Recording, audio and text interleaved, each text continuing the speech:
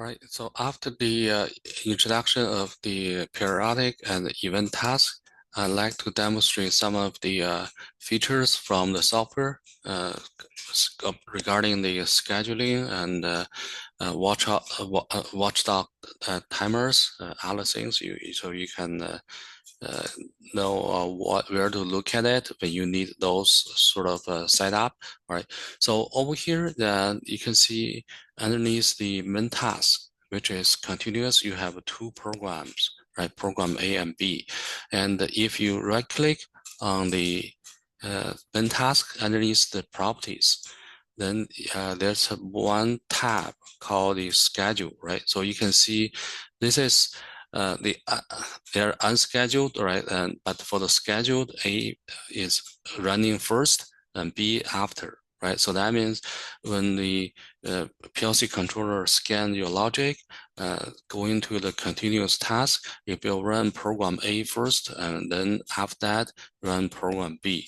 And if you have more, that will be the order, right? So whatever you have at the top of the list will be run first, right? Of course, you can see here with this, you can change that, right? For example, you can apply and then okay, then you can see B will run first and then A after that, right? Sometimes that doesn't make any difference, but if you do want to make some changes, yeah, you can do that, right? So, and this is about the order, and then you may already notice, right? You can see here underneath here they're also unscheduled. So that means I have other programs going to the which currently is underneath the unscheduled folder, right? So if you look at here, there's a folder called unscheduled. I don't know if I click. I Oh yeah, okay. I can open it.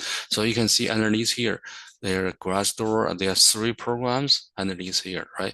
If you want, for example, put the main program back into schedule, you can add on here, right? So then if you want to run main first, right, you can put it on the top. You can see here right away, right? So this is how do you change that on the scheduling. And the other way to temporarily stop the running. So for example, if you want to stop the main program from running, of course you can, I don't know if you can do it online. Right now I'm online, right? You can drag the icon, go back to the unschedule, and then, yeah, they give you a warning, then you can just, okay, you can see here it's back into unscheduled. So this is one way to suspend the execution of this logic, this program, right? There's another way. So of course you can drag the icon back into the main task, right? When you drop it, and then it gave you warning. If you confirm, it will go back to here, right? So it go back to on here. And then if you want, you can change the order. So what I mean is that if you want, you can also temporarily stop here. So for example, all right, so in order to see the whole thing, I'm gonna do that. No, I have to make the Windows bigger. So right now, if I want put the program B into stop mode, right? I don't want to run it. You can also go into the property. The other option is called the inhibit, I think. Yeah, yeah. There's a checkbox. If you click inhibit, that equivalent to put this program into unscheduled, right? So, but this is not what I preferred way, because it's gonna still be on here, but they own on the underneath the main task. The only difference, if you pay attention, is on the icon. It will show up a little bit like a pause uh, button on the picture. The picture is small, right? And then you can see here, I check this inhibit, then you can see once I click OK, there's something happen on the icon. Yeah, you can see here, there's like a paused button, stop there, right? So, but it's still underneath the main task. Sometimes they give you a confusion. If you didn't really pay attention on the icon, you will miss it.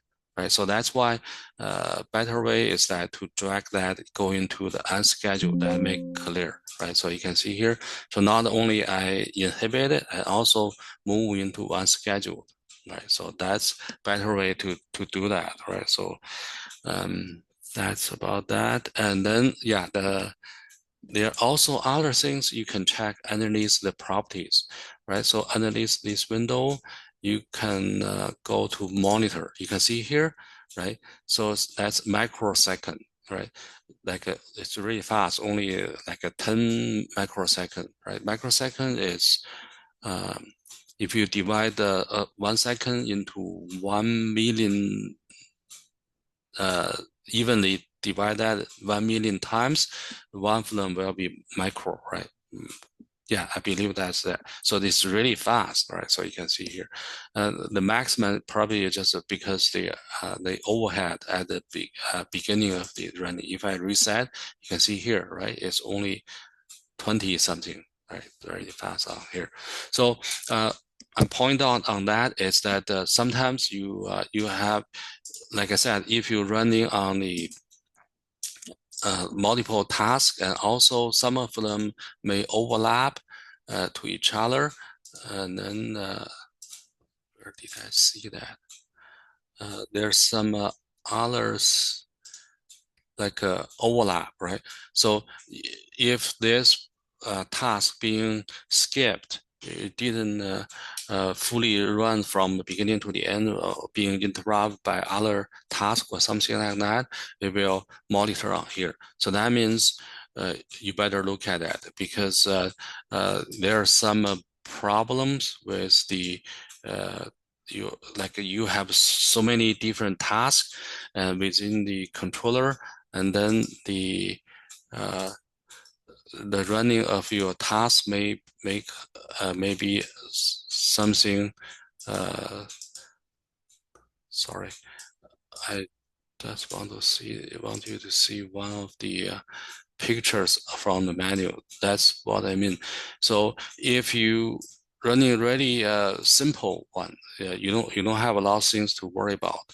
But if you want to have a lot of tasks, you have to look at the menu carefully, right? So because so for example, I remember I saw some of the yeah, you see here. So your PLC program could, like this picture shows on here, running on so many different tasks and also on different time, right? Because at any given time, there's only one task can be run by the controller, right? And plus, you can see here, if you have so many different tasks, and also the system, that means the operating system also need to being executed by the PLC controller. So the time is just being sliced into different shuffle between different tasks. So that makes your program really complicated. So you have to look into the details and follow the manuals, right? Luckily, we don't normally in our lab, in our program, we don't run into this sort of problem very often, right?